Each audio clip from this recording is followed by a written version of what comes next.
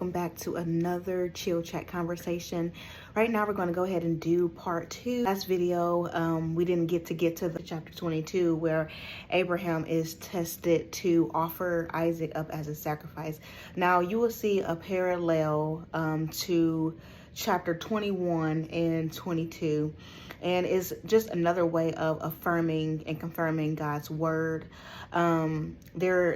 Most of the concepts that we discussed already in part 1, you will see reaffirmed in this chapter of 22. But I want to bring a few other points to your attention that I think that will serve us well as a people who are growing in Christ, growing in our relationships, and wanting to grow within ourselves. And so I want to start with an overview of part 1. So I'm just going to read a few of the introductory things that was in part 1, just in case someone is watching this video before they watch the other one. But I really do encourage you, if you haven't watched the other one, to go ahead and stop this video, go to the other one, and then come back, because a lot of the in-depth material was already discussed in part 1, and this is just affirmation and confirmation of what was discussed already in part 1. So I do encourage you to go back and watch part 1 before watching this one. But let me go ahead and give a overview. So we were discussing how loyalty, asking the big question, how can one be loyal outside of God or apart from God? Now, I know there is probably going to be many that watch the video that's just like, well, I mean, I've seen people be loyal. I'm loyal, and I may not be a Christian, or I may not be of Christ and things like that. And I'm not even saying that you're wrong. What I am bringing to the table is that the fullest potential of ourselves that we can be, it comes from when we are connected to the Creator who designs us to be. And so when we are connected to our power source, we are more powerful, and we are empowered more to be like Christ in all of his attributes. Now, one thing that we see in the character of God is that he is very loyal to his people, even down to the point to where his people denied him and didn't even recognize him when he came to save them. They were actually the very ones that sent him to be crucified, and they were his own people. So we can definitely see the loyalty of God. But one thing that you really pointed out in part 1 is that loyalty is tied to a purpose/expected outcome, and that you are loyal to what you identify with. Now we see, and we're going to see more in this part of the lesson, on why God had to do things in a certain way for the future events that was to come. And that's really important even for us, because a lot of times we may or may not be doing things according to the knowledge that we have, or the lack of knowledge that we have. I am not going to get on here and say that I have not seen a successful relationship or a loyal relationship being demonstrated between two people who were not of a Christian faith, or believed in Jesus, or believed in the Word of God. I'm not going to get on here and say that. I'm not going to even get on here and say that those relationships are not successful. But what I am going to point out to you is that we are in this world, not of this world. And we can be very successful naturally living in the natural world. But I want to bring to remembrance that we were created to first and foremost glorify God and bring about the purpose that he has fulfilled for us. So it's almost as if we're only operating in the natural and we never tap into the spiritual, even being in the world, we're not fulfilling our fullest potential in Christ and to the people that we are connected to. And the one thing that I really began to thinking about the maybe, I guess, the backlash of, what was being spoken in part 1, is that yes, you do have people who have morals outside of them saying that, hey, I believe in Jesus Christ, I follow the laws of the Bible, so I understand that. But like I said, we are called to be elevated. We are called to identify ourselves with Christ himself. And within that, we gain perception of Christ. And with that, we have a deeper understanding of the value of an individual. And then what we gain is we gain a deeper understanding of the value of partnership, the value of friendship, familyship. We learn a deeper understanding of what that means, because we're not only vowing to be loyal to that person, we're vowing to be loyal to God, because to God and that person, and we want them to be at their fullest potential in God. And so, like I said, I'm not saying that there are no successful relationships or no successful marriages, or that one cannot be loyal if they are not in proper fellowship with God. I'm just saying that you will not be at your highest potential. You will not be able to stand against the wiles of the enemy as strong without having God backing you up as far as his protection. And so I just kind of like wanted to make that clear, but I want to go ahead and jump into this part too. Okay, so now I'm getting ready to go ahead and do an overview of what we already talked about. And so the nature of loyal attachment is a matter of debate. The strong feelings and devotion often associated with loyalty have led some to assert that loyalty is only or primarily a feeling and affective bondedness that may express itself argumentatively.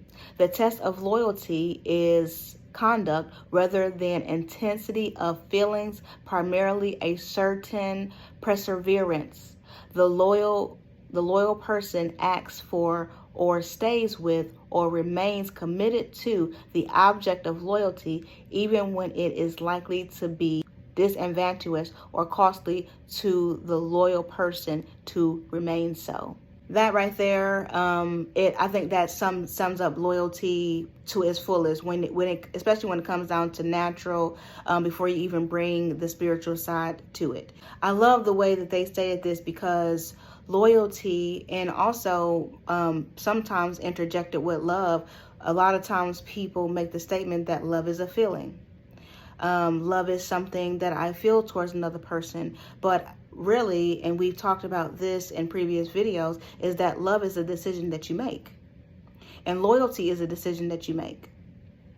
And we're getting ready to see how Abraham was willing to make a decision to remain loyal to God for the purpose of God, even at the sacrifice to something that was the utmost importance, the actual fulfillment of the promise that God fulfilled for Abraham and his wife Sarah. So I'm getting ready to go ahead and read all of chapter 22, and you will see throughout this passage that I will be affirming and confirming some of the components that were already stated in part 1, and then I'm going to be putting out a few extra little nuggets in this video to further our understanding, for those who are wanting to grow deeper in their relationship, grow deeper in their loyalty to God, and grow deeper in their loyalty to themselves.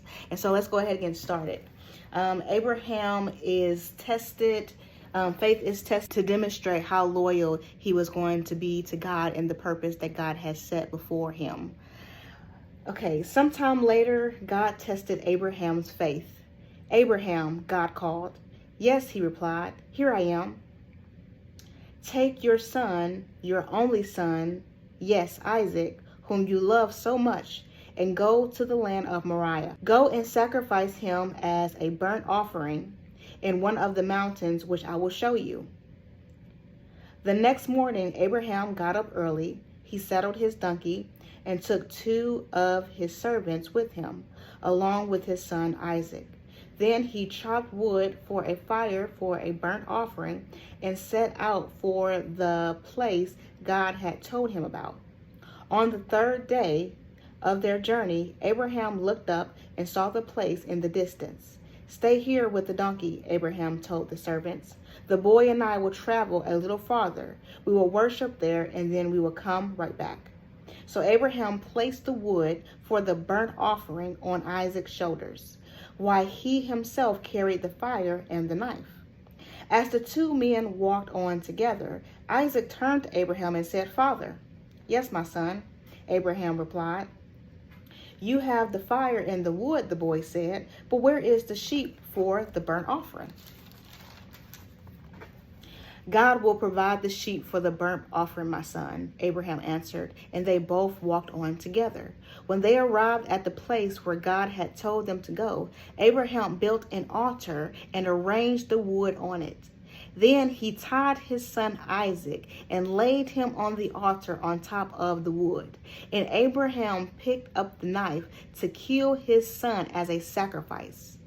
And in that moment, the angel of the Lord called to him from heaven, "Abraham, Abraham." "Yes," Abraham replied, "here I am." "Don't lay a hand on that boy," the angel said. "Do not hurt him in any way, for I now know that you truly fear God. You have not withheld him from me, even your son, your only son." Then Abraham looked up and saw a ram caught in the horns in a thicket. So he took the ram and sacrificed it as a burnt offering in the place of his son. Abraham named the place Yahweh-Yireh, which means the Lord will provide.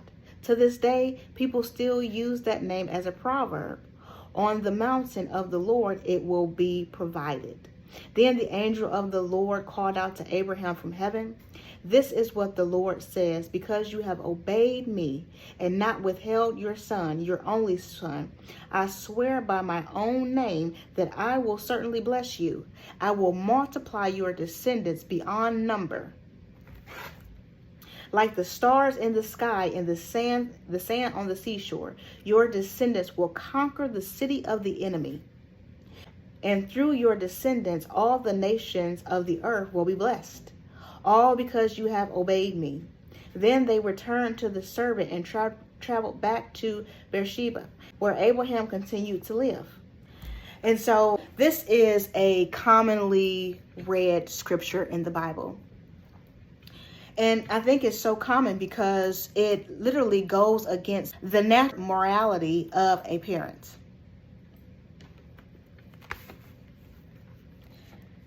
I've heard time and time again that people literally use the word unjust and unfair. It is unjust for a parent to have to live without their child.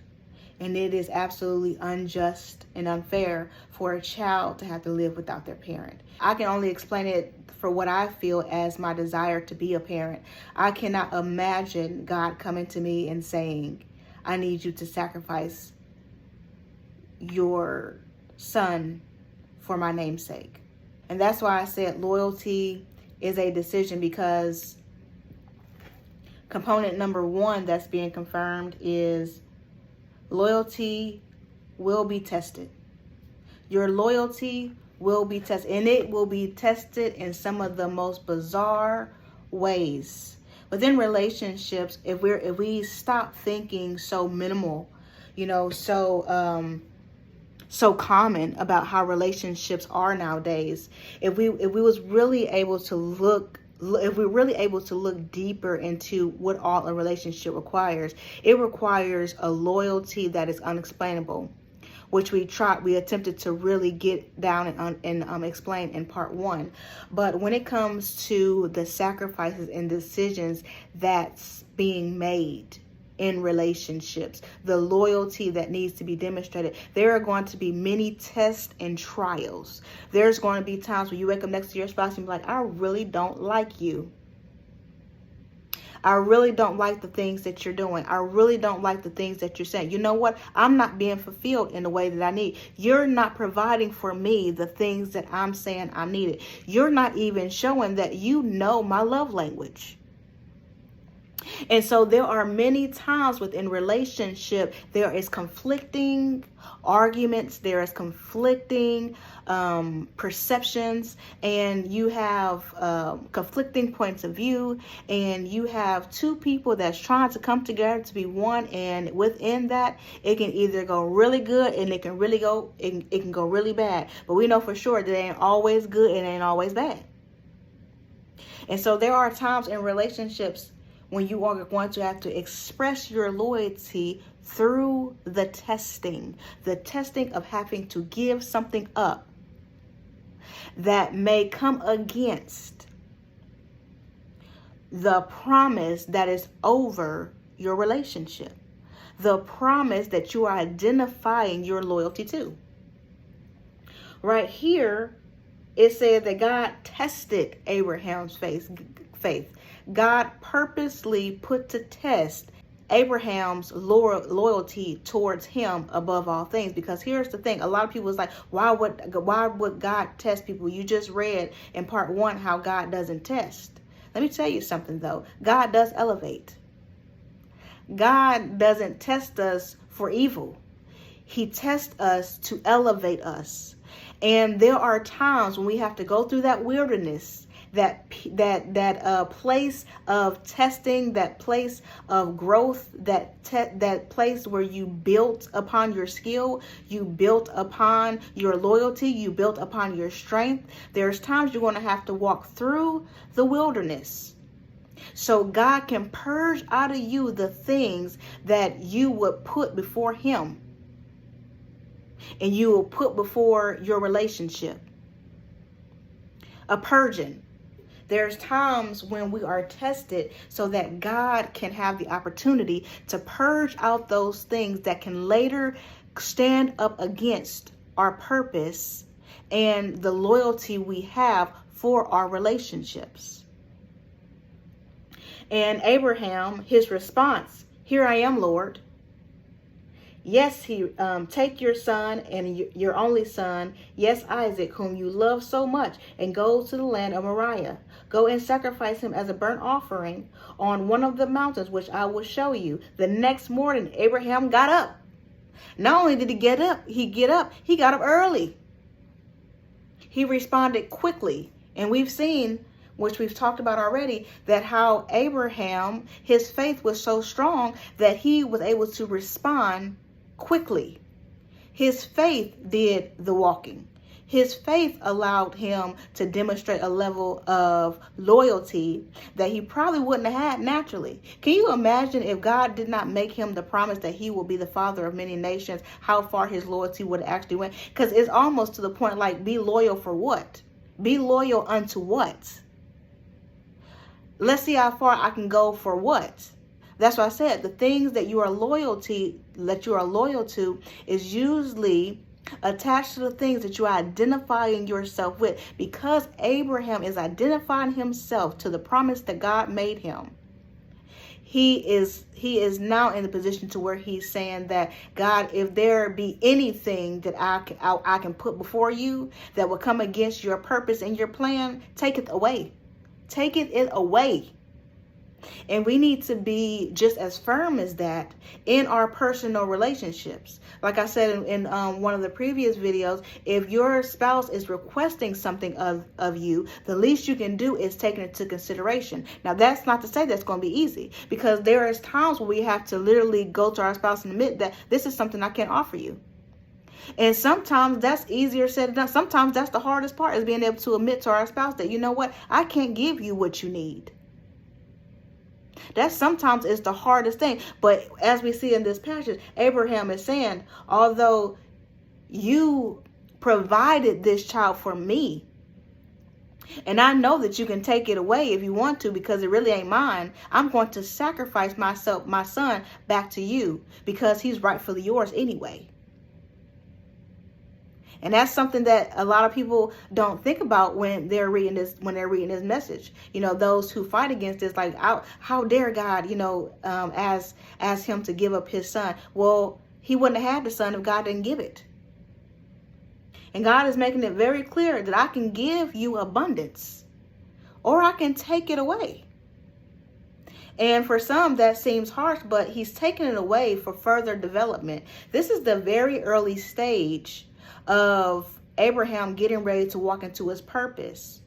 If he walk into it with the same level of maturity he's at now, when he gets further down the line and all the prophecies are getting ready to be fulfilled, and he's getting ready to be the father of many nations, he will fail miserably. Because there is no way you should be the same the first year you're married, and then the 5th year, and then the 10th year, and then the 20th year. There is no way that you should be in the same place mentally and developmentally and intellectually. There is no way you should be in that place. You should have matured. And not only should you have matured within yourself, you should have matured within your spouse. And that is what God is requiring of Abraham. Abraham, I'm getting ready to now put you through another type of wilderness to make sure that you are able to withstand the testing to this new place, this elevated place I'm getting ready to take you to. And Abraham said, yes, Lord, I'm getting up early to seek thee and follow your guidance. So it said he saddled his donkey and took two of his servants with him, along with his son Isaac. Then he chopped wood for a fire for a burnt offering and set out for the place God had told him about. And one thing that I wrote down here that's a confirmation and an affirmation is that loyalty requires sacrifice. But not only does loyalty require sacrifice, it requires preparation. My pastor always used to say, he said, the best tool that you have is preparation. And when I really thought about it, I said it makes sense, because some people are very witty, they're very quick-witted, but it's not nothing like being prepared. You have a different level of confidence when you prepare for something. You have a different level of awareness when you're prepared for something. People can talk all day long, jibble jabble, say whatever comes to their mind in their limited way of thinking. But when you are elevated beyond what others are elevated to, you feel more prepared to win a battle. Do you not? Because you feel more educated. You feel more enlightened. You feel like you have more access to more information.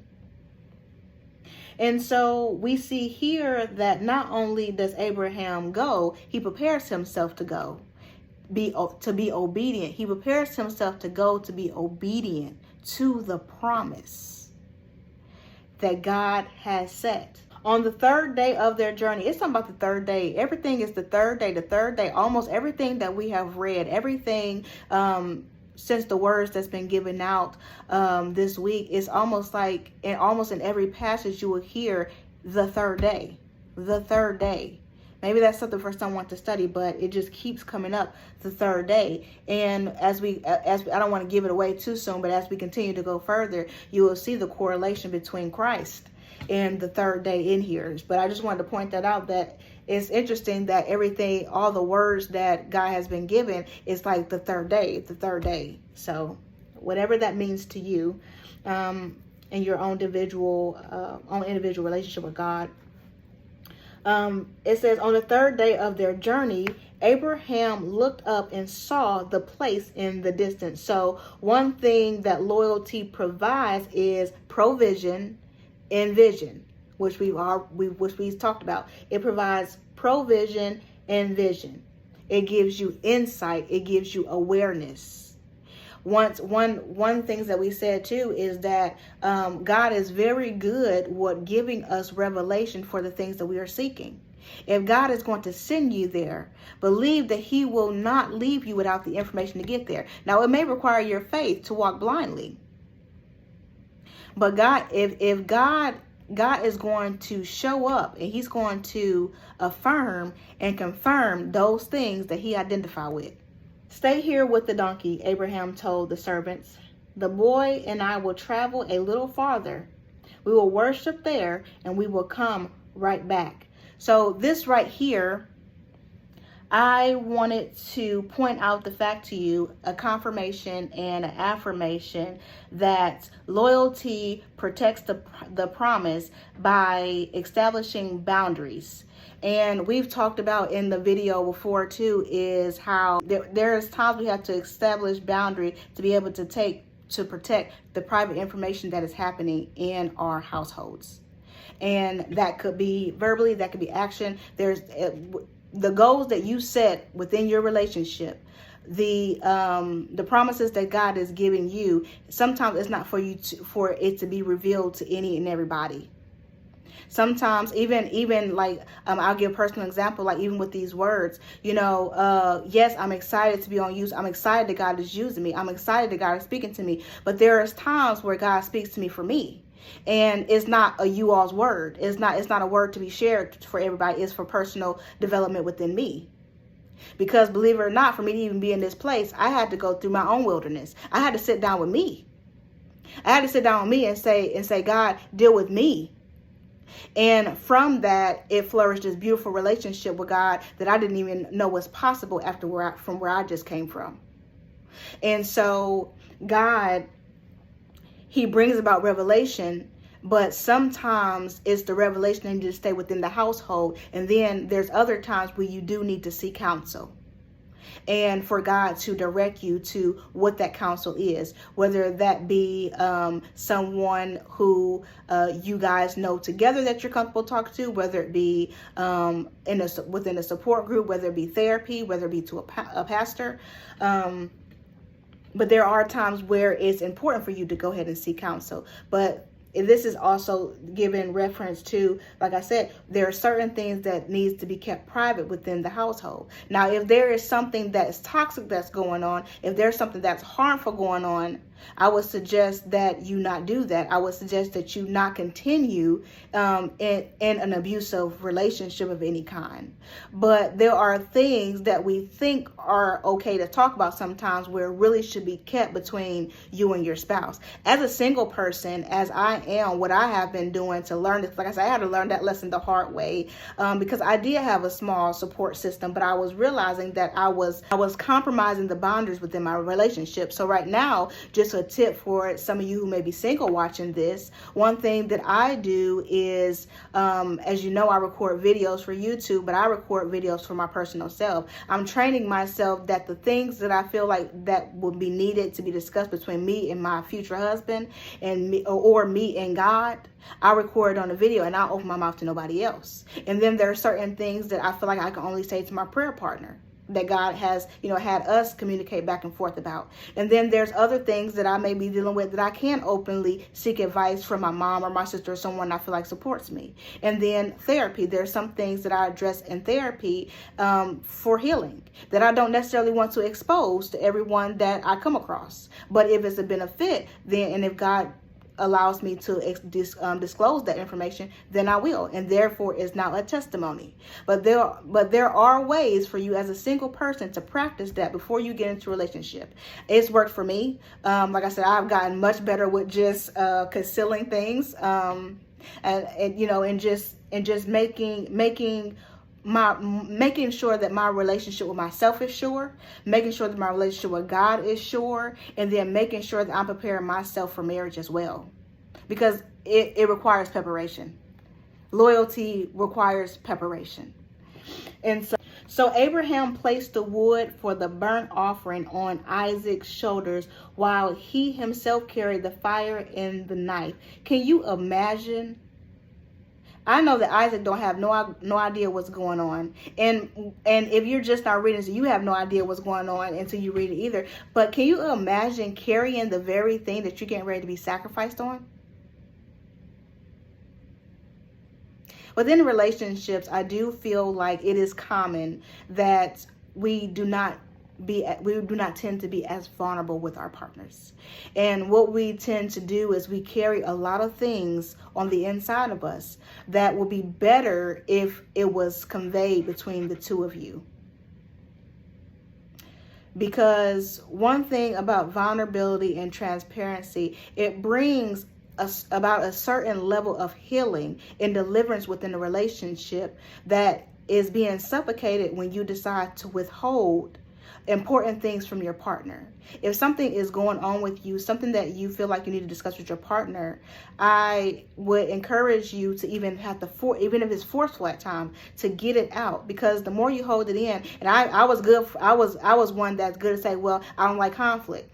But then when I looked up and I realized that, dang, I was trying to hold my tongue to avoid conflict, and that's all I got was conflict, And so it actually is better for you to be vulnerable with your partner and be able to disclose the things that you are carrying, because you're going to end up carrying those things, and you're going to end up sacrificing your relationship. And that's going to be on your shoulders, just like how it was with Isaac. He was carrying the very thing that he was getting ready to be sacrificed on. Don't be the one in your relationship that's carrying information that can help prosper your relationship, and instead you let it be burnt. You let it be burnt down and destroyed. It says that as the two men walked on together, Isaac turned to Abraham and said, "Father." "Yes, son," Abraham replied. "We have the fire and the wood." And the boy said, "But where is the sheep for the burnt offering?" Like I said, this is being vulnerable. This is asking questions within your relationship. You need to be asking questions. If you don't understand something that your partner is doing, or if you don't understand something about the relationship, or even if it comes to the point where you say, you know what, we step into another level of understanding of our purpose, and we need to go ahead and sit down and reestablish our goals for our marriage, or we need to go ahead and reestablish our loyalties and the things that we are identifying ourselves within this relationship. Those conversations are needed. Like I said, your relationship should not be in the same place a year to 3 years to 5 years. If it is, then you know that something's wrong. And loyalty, I want to make sure right here that I make it very clear that loyalty within a relationship does not just come to cheating. And I know that's immediately what people think when you hear loyalty, but loyalty goes way beyond what goes on in the bedroom or outside the bedroom or who you're bringing into your relationship. It goes far beyond that because it deals with you and your partner first. And so don't get hung up on just thinking of infidelity, because it goes way beyond that. You sacrifice things for your purpose. "Yes, my son," Abraham replied. "We have the fire and the wood," the boy said, "but where is the sheep for the burnt offering?" "God will provide a sheep for the burnt offering, my son," Abraham answered. They both walked on together. And one thing that I put right here is that, once again, that God is showing that he would provide provision. He will provide what is needed within the relationship. When they arrived at the place where God had told them to go, Abraham built an altar and arranged the wood on it.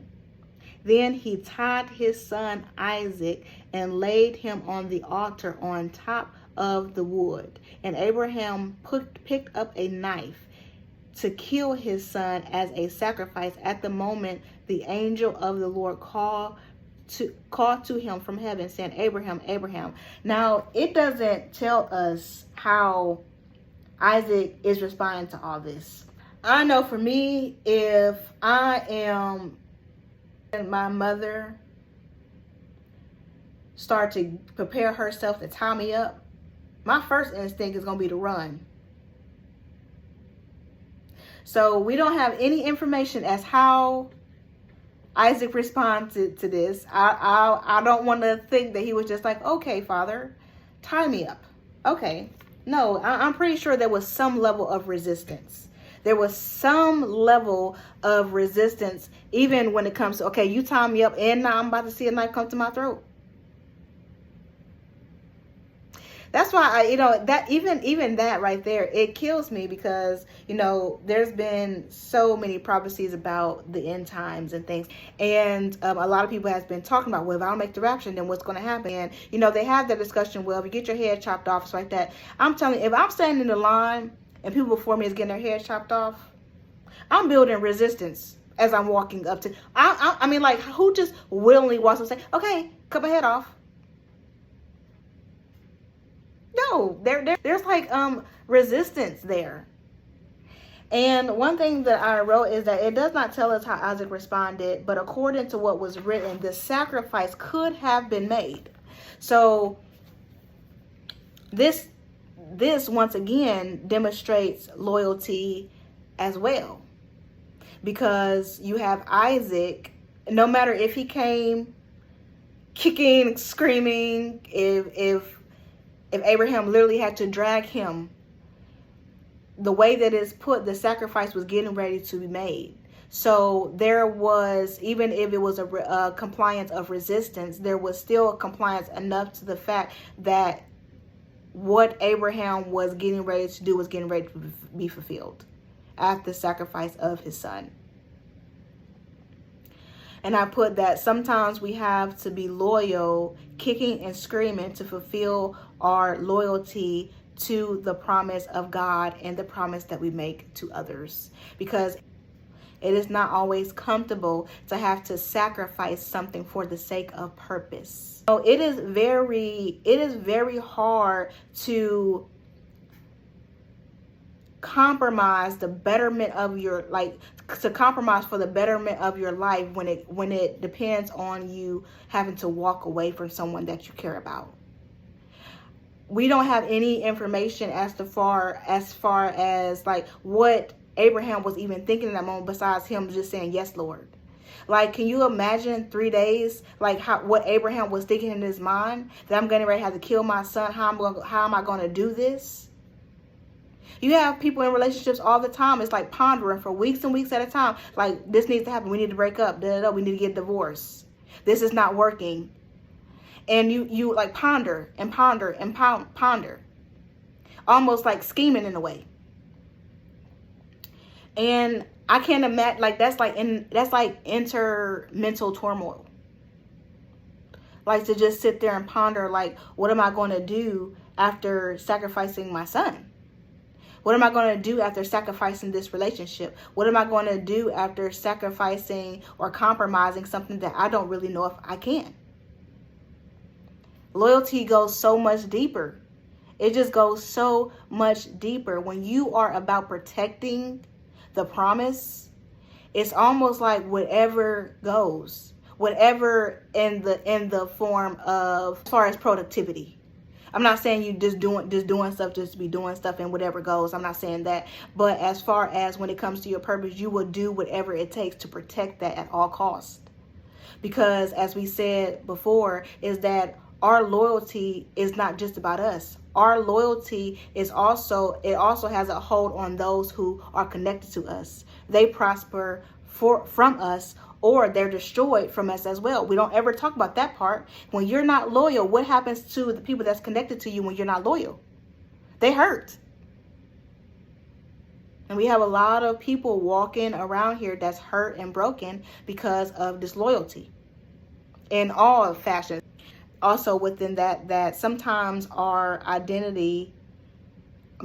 sometimes our loyalty is tested to reaffirm the promise. And so I'm going to read a comment, one of the descriptions down here for those particular verses. And it says, why did God ask Abraham to perform human sacrifice? It wasn't unusual for pagan nations to practice human sacrifice. But God would later condemn this as a terrible sin, according to Leviticus 20:1-5. God did not want Isaac to die, but he wanted Abraham to sacrifice in his heart so that it would be clear that Abraham loved God more than he loved his promised and long-awaited son. God was testing Abraham. The purpose of testing is to strengthen our character and deepen our commitment to God in his perfect timing. Through this difficult experience, Abraham strengthened his commitment to obeying God. He also learned about God's ability to provide. So God would never just let you go through something just to go through it. He's always going to bring about some kind of revelation and some kind of transformation within you. Then Abraham looked up and saw a ram caught by his horns in a thicket. So he took the ram and sacrificed it as a burnt offering in place of his son. Once again, loyalty ought to bring about worship. It ought to bring about some kind of praise, some kind of worship. And this is one thing that just wraps it all together. If you question, what does my loyalty benefit? And here's what the Lord said. Then the angel of the Lord called again to Abraham from heaven. This is what the Lord has said. Because you have obeyed me, and you have not withheld even your son, your only son, I swear by my name that I will certainly bless you. I will bless you. I will multiply your descendants. Behold, number like the stars in the sky and the sands on the seashore. Your descendants will conquer, the city of the enemies, and through your descendants, all the nations of the earth will be blessed, all because you have obeyed. So when you obey God, when you are loyal to God, when you are loyal in relationships, you're going to see blessings flow from it. Blessings are going to flow from it. Not only will you be blessed, you will see multiplications of things happening in your relationship. You will see multiple prosperities. You will see multiple transformations. You will see multiple connections. You will see just immense amount of growth between the two of you. And then you will be able to conquer. You will be able to conquer the wiles of the enemy. You will be able to conquer the test of the enemy. You will be able to conquer anything that tries to stand up against you and your relationship and the promise of that relationship. You will be able to stand against anything that will even try to come against you as an individual within the relationship. Because although two is one, sometimes there's two mindsets operating. And sometimes within those mindsets, that's the enemy's little way of getting in and planting seeds of doubt, or planting seeds of agitation, or planting seeds of confusion. And it says that you'll be able to conquer together, individually for yourself, and you'll be able to conquer together within the relationship when you are obedient and when you are loyal to one another. So sometimes our loyalty is tested to reaffirm the promise. Verse 9, it says, then they returned to the servants and traveled back to Beersheba, where Abraham continued to live. So the promise continues to rebirth loyalty. And and once again, we're left to answer that question. Like, can we truly be loyal without God? From the evidence stated, even within 4 examples of loyalty, it was all connected to a God divine promise. I'm going to read one more comment that's down here that I thought that was very, very dynamic. It says, notice the parallel between the ram offering on the altar as a substitute for Isaac and Christ offered on the cross as a substitute for us. Whereas God stopped Abraham from sacrificing his son, God did not spare his own son, Jesus, from dying on the cross. God is never going to ask us to do something he wouldn't do himself. God would never ask of us the impossible. He just won't. He won't do it. I thought that was just, wow. If Jesus had lived, the rest of humankind would have died. God sent his only son to die for us so that we could be spared from the eternal death we deserve and instead receive eternal life. What God put in place as a promise for Abraham and Sarah, it wasn't just for Abraham and Sarah. It wasn't even just for Isaac and Ishmael, his descendants. It was for all of those who were going to come from this loyalty that was demonstrated in these passages. It opened the way for the Messiah, Jesus Christ, to come and redeem us of our sins.